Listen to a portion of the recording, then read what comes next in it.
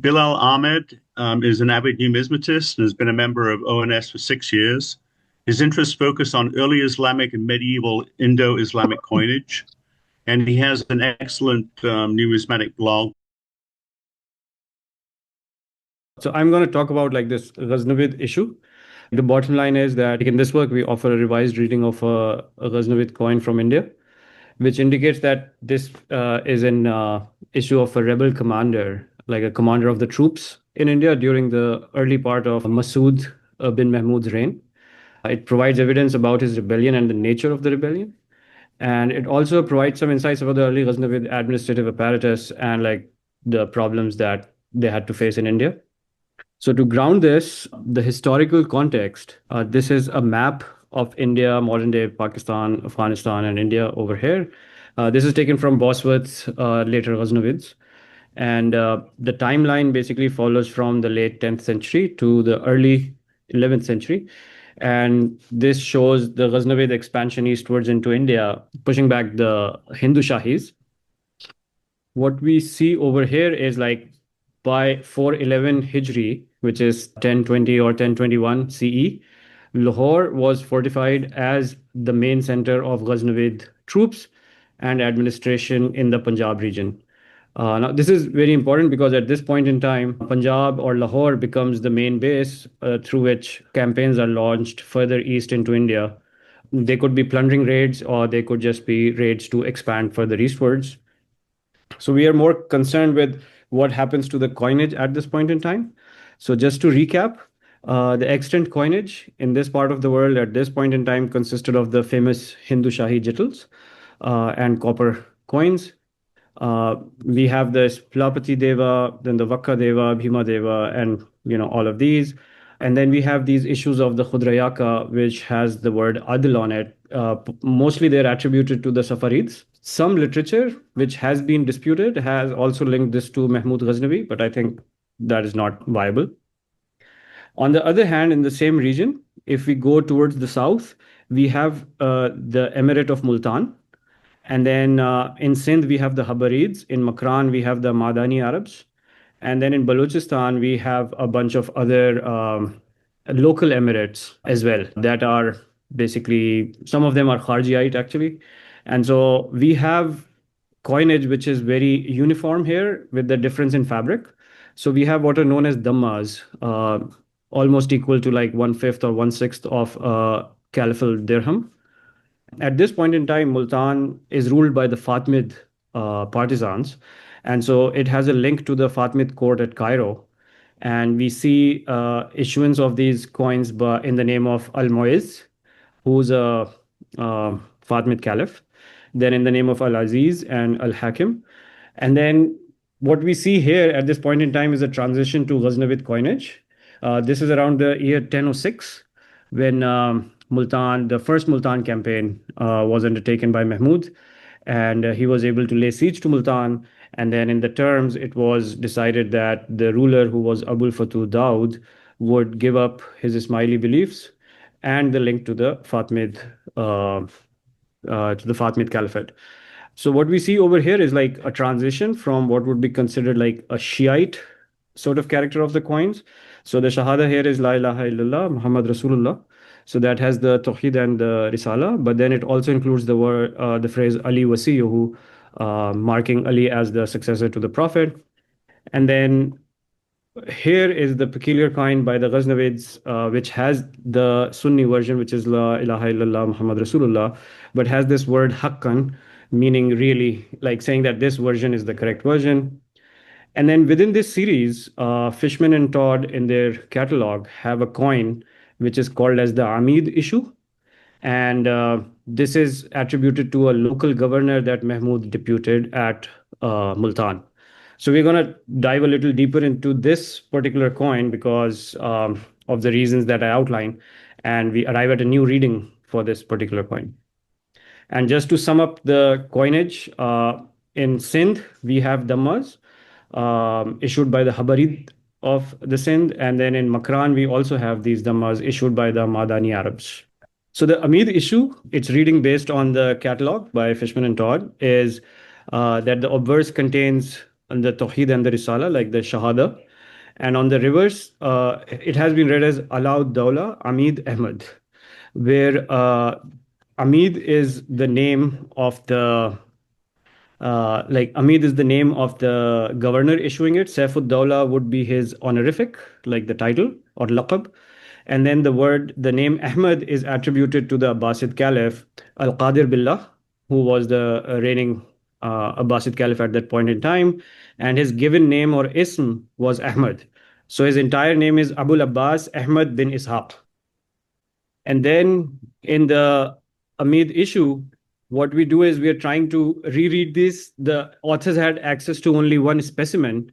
I've been able to get scans of multiple specimen, and on which the first reading, which is Alaud Dawla, is actually not supported. And instead, what we see is in the top part here is Saif. So what we see is Saifud Dawla Amid Ahmed. And so just this one word change, but at the same time, we see the remnants of what is a sword symbol in the bottom exit of this reverse. And we see that in a broken die as well at the top of this specimen, which substantiates the reading of Saif. Saif in Arabic translates to a sword or a saber. And so now what we want to do is basically decipher this and see what this new reading leads to in the end. So one of the first objections to the reading provided in the catalog is the fact that the name of the caliph is being cited using only his given name or the ism. And this is justified by making a comparison to the previous Fatimid issues. So the Fatimid issues, the name of the caliph is used, which is for this Al-Muizzez coin, we have the name as Ma'ad, which was his given name. But it's not that the Fatimid caliph is cited only using his ism, but he's cited as Al-Muizz Lidinullah Amirul Mu'minin. Like his entire nomenclature, the official titles are used over here. So we also have further evidence that in the context of the Abbasid caliphs and the protocol used for citations on coins, the ism of the caliph is not used on its own without any honorific, like without the title or the kunya. Especially after Mamun's reforms, the ism of the caliph ceased to be used in isolation to cite the caliph or any officials on the coins. We see a similar trend in the regional coinage, which is contemporary with this issue. The Samanid, Safarid, Karakhanid, and the Ghaznavid coinage, the Abbasid caliph is always cited using his official laqab or the title. So Al-Qadir Billah would be cited as Al-Qadir Billah and not simply as Ahmad. So attributing the name Ahmad to the Abbasid caliph is therefore really highly improbable.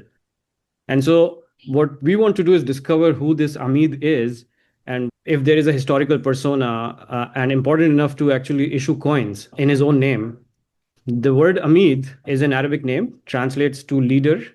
The dean of an institution, of an academic institution, could also be called Amid.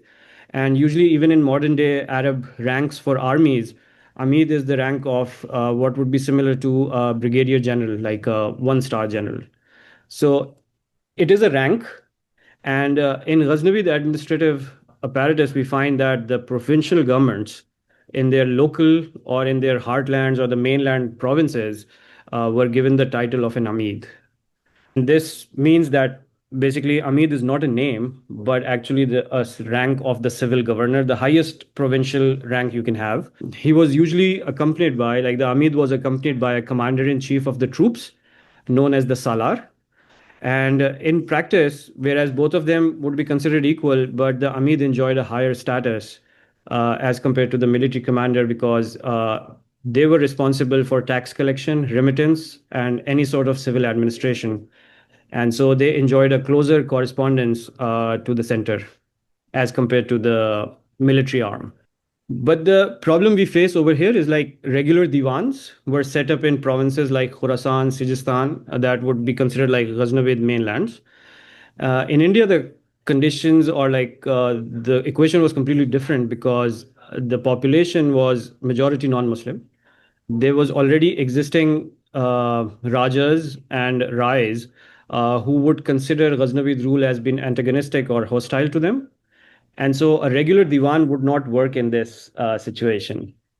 And so during the reign of Mahmud and Masood, we find that the composition of the Diwan was changed, and it was headed by a power sharing duo consisting of the Salar, the commander in chief of the troops, and a fiscal administrator that would be called as a Qadi. And in Persian, it would be Qat Khudai Mali, that is more like an accountant general, so as to say. So there, the Qadi's task would be tax collection, remittance of revenues, while the Salar would be the commander in chief. And in this particular setup, the tables are slightly different, or they are turned, because the commander of the troops has more power than the Qazi. This was set up in 411 Hijri, so that would be around 1021 CE. And a noble by the name of Qazi Bul Hassan Shirazi was made the fiscal administrator. And the names of the Salars that we see is Abdullah Qaratagin.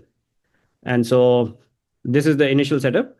The Salar's responsibility included tax collection, collection of tributes from all the local rulers, organization of the troops, which included a majority of volunteer troops or Ghazi troops. And then they were also tasked with plundering raids to bolster treasure. So the Salar had a higher autonomy than the Qadi's office, and all supporting offices were instructed not to interfere in the affairs of the Salar. Based on this, what we know is that this strengthens our case that this is indeed a local provincial issue, mostly from Punjab, because it bears similarity to the coins issued from Multan and that region. And at this point in time, Lahore would be the main center of Ghaznavid power. However, in this timeline, we also know that till Masood's rule stabilized around 1035, we do not have an office of the Amid, but instead we have an office of the Salar. So in order to make any progress to discover who this Amid Ahmed is, we can compare this coinage to the gubernatorial issues issued in the Ghaznavid realms to see how this contrasts with other governors. And we are going to do it with Mahmud's reign as like some exemplars. So Mahmud's brother Nasr bin Subaktigin was the governor at Sijistan. And then Juzjan, his son Muhammad bin Mahmud was the governor, and then Masood was the governor of the West. And then we have issues from Andarab that cite a governor called Bilkatagin. Now, in all of these issues, we see that the main legends actually cite Mahmud himself, and only the name of the governor is cited without his rank. This tells us that this issue indeed is very different from the other governor issues that we have. And based on that working hypothesis, we're going to move forward. So now the question that we have on this Amid issue is Saifuddaulah referring to the Sultanate Ghazna? If the Abbasid Caliph is not cited, it grounds it as a Dhamma from India. And then the rank Amid is explicitly mentioned. So this presents a sort of a conundrum, like there is no authority cited, there is no Abbasid Caliph cited, and the rank of the governor is cited without citing the overlord or without citing the central authority. And so what we need to do is summarize what we have so far. It's a provincial issue from India, struck during the reign of Mahmud or Masood I. Amid is not a name, but the rank of the issuer, and this is not a regular governor issue as such. So if we move to Saifuddaulah, we have a clue, and Saifuddaulah is actually a title of Mahmud. So Mahmud was given this title while he served during his father as the commander of troops in Khorasan, and when he became the governor, a Samanid governor in all of Western Khorasan. However, the use of this laqab or Saifuddaulah is all the way, up to his achieving power as a sultan or succeeding his father in 389. So it's used only for 5 years, from 384 to 389. But one peculiarity that we do see in his coinage is that the sword symbol continued to be used even after he had abandoned the title Saifuddaulah, because he had been granted new titles of Yaminud Dawla and Amin al-Millah by the Abbasid Caliph al-Qadir Billah. So Saifuddaulah referring to Mahmud would be a problem. It wouldn't work because he did not use those titles when he was in control of the Indian territories, especially in 411 and after that when he set up Lahore as the main administrative center. Another Saifuddaulah that we encounter in the Ghaznavid royal house is the Wali Ahad or the heir, Mahmud bin Ibrahim, during the rule of Ibrahim. However, this is much later. This is almost like a difference of 30 years when we place this coin during the reigns of Mahmud and Masood. One thing is, we do not know if Mahmud bin Ibrahim issued any coins. As the official governor at Lahore, if he did not strike coins, it's highly unlikely that a deputy governor would be allowed to strike coins in his own name. And the coinage in India during the reign of Ibrahim was of completely different fabric, consisting of like highly debased daniks, shown here, or very debased dhammas. So the fabrics do not line up with the Amid issue that we are investigating. So now to sum up again after this, now we also know that Saifuddaulah cannot be attributed to any ruling sultan based on the timeline or to any person from the royal Ghaznavid house. So it is more likely that this Saifuddaulah is the title of the issuer of the coin, and this is a governor with a given name Ahmed and the title Saifuddaulah, right? And so what we need to see is if we can find a governor during this timeline, which is Mahmud's reign towards the end and like early reign of Masood. And what we find is like the list of the Salars is available in Behaqi and some of the other local histories. And what we find is Abdullah Qara Tagin being the first Salar during the rule of Mahmud, and then Eryaruk being also during the reign of Mahmud, and he was recalled back to Ghazna by Masood I when he succeeded to the Ghazni throne. And he deputed a person called Ahmad Inaltagin on the recommendation of his Wazir in 421, 422 Hijri. And so Ahmad Inaltagin is a possible candidate for issuing this Dhamma. He was known officially as Ahmad in all the correspondence that we have between Ghazna and Lahore. He is referred to by his name Ahmad. He was a treasurer during Mahmud's towards the end of his reign, and he was subjected to what is known as Musadra, like an institution where nobles would be tortured, kept in confinement to get their wealth. So Muhammad, when he succeeded Mahmud, had given his nobles substantial gifts to win their loyalty, and the first thing Masood did was to establish Musadra and get all of the wealth back, basically. And Inaltagin and his family were forcefully made to pay back the gifts. He is also cited in the literature as Yenaltagin and Nialtagin.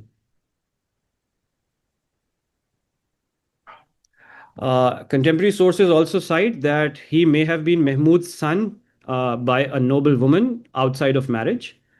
He is reported to bear physical resemblance to Mahmud. And even after having been persecuted by Masood, Inaltagin was given the official charge as the Salar of Lahore. And it is highlighted that he was sent to Lahore with the complete regal protocol, like given the chhatr and the tabl and everything to assume the title or assume the office of the Salar. Now, once he got there, because this was a power-sharing duo, he did develop differences and major conflicts with Qazi Shirazi. Now, this Qadi was known to have overstepped his boundaries in the previous Salar's tenures. So he would go around in like complete military attire to inspect the troops during the tenure of Abdullah Qara Tagin and Eryaruk. So we can see a conflict developing between the two offices. And now, why is Inaltagin famous? So he is the commander-in-chief who actually sacked and plundered Benares in the year 423 Hijri. So according to Al-Biruni, Benares occupies the same place. This is modern-day Varanasi. Same place for the Hindus that Mecca has for Muslims. This is by Al-Biruni in his Kitab al-Hind. And the city was known for its holiness, wealth, industry of perfumes and textiles, and it was considered a very wealthy city. So Mahmud had attacked and plundered Kanauj in 419 Hijri, but he could not venture into Benares. So when Inaltagin attacked and plundered Benares, the city was under the control of the Shedis of Tripuri, whose ruling monarch at that time was Gangya Deva.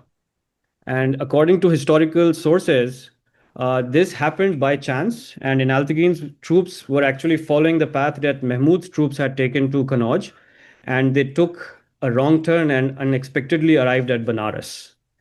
Even the local population and the military were caught unawares, and the city was plundered only for half a day till the midday prayers. And very huge amounts of precious metals, jewels, perfumes, textiles, and treasures were acquired. And according to Behaki, the scale was so high that gold and silver were distributed among the soldiers by weighing them on scales. Inaltagin, on his passage back to Lahore, sent the Fathnama to Ghazna, indicating the events and amount of plunder acquired, and this included elephants as well. So, to sum up, what we have so far is like Ahmed is very highly likely on the coin to refer to Ahmed Inaltagin, the Salar of Lahore. He was part of the Mahmudian nobles during Mahmud and Muhammad's reigns, subjected to Musadra, and is reported to be a biological son of Mahmud and bore physical resemblance to him. In the end, Inaltagin's strong link to Mahmud may have motivated him to take the honorific Saif-ud-Dawla and adopt the sword symbol, especially after the Banaras campaign, which would be comparable to Mahmud's famed Somnath campaign. And the act of striking coins, even though it's considered a sign of rebellion, if not sanctioned officially by the Sultan, the inclusion of the rank Amid is very peculiar. Like he is striking coins, but not as a sultan or anything, but he's claiming that he should be the governor of Lahore, right? And so what we see here is like basically his rebellion may have this agenda to be free of this power sharing with the Qazi and the elevation of his office to be more like the governors in the Ghaznavid heartlands. And we also know that after this entire sack of Banaras, Qazi Shirazi had written to Ghazna complaining that Inaltagin has embezzled the treasures acquired and is accumulating a personal guards in terms of like purchasing Turkish slaves. And the reply from Masood to this is also known is to put the Qadi in his place and remind him not to interfere in the affairs of Ahmed, and he would take care of all of these things. So Masood once sent a contingent of Indian troops to subdue Inaltagin when he was in open rebellion. Inaltagin was able to defeat the forces and defend his territory. And then Masood then called for volunteers from amongst his military commanders. And only the general of the Indian troops, Tilak, ventured or volunteered to carry out this task of subduing Inaltagin. And he was able to raid Lahore, capture some of his loyal troops, and cut off their right hands. And this sent waves of terror among those who were supporting Inaltagin, and they defected. And Inaltagin was subsequently killed and beheaded with his head sent to Ghazna. So in terms of the chronological placement, we just see that the Ghaznavid issues start with the Haqqan Dhammas. And then we see this fabric, which is more like a Ghazna or Western issue coming into India. This is the bulk of coins that we find in India from Mahmud and Masood. So Fishman and Todd also note that there is an abrupt change in the fabric of the Dhammas, indicating that the Multan mint may have stopped functioning at some point in time. And this can be explained by the volatility of the region. So it was known in Ghaznavid administration that provinces that had higher chances of corruption and were far away from the center were not allowed to take a cut of the tax revenues, and they had to remit all of them back to the center and then subsequently go to the center and collect their share. And this was done with the Amid of Kharizm. And we can see the same thing being instituted in Lahore. And so what happens with the chronology is like all of these dhammas that are circulating in India would have been struck in Ghazna or in the Western lands and then brought to India. But Inaltagin restarted the minting process either in Lahore or in adjacent mint. And that's why we see like a very different character of these coins coming after 423 Hijri. And so finally, the conclusion is that this issue stands out as an anomaly in the Ghaznavid governor issues, and even in the Dhammas that Ghaznavids struck quite copiously in India. And the legends do indicate a strong link to Ahmad Inaltagin, a military commander at Lahore, who was labeled as a rebel in history. However, his rebellion takes on a very different characteristic if we take this link of the coin to Ahmad Inaltagin. And it shows that he had reinstated the minting at the local mints in Punjab. And, this is a very unique rebellion issue from India. These are my references. Thank you, Bilal.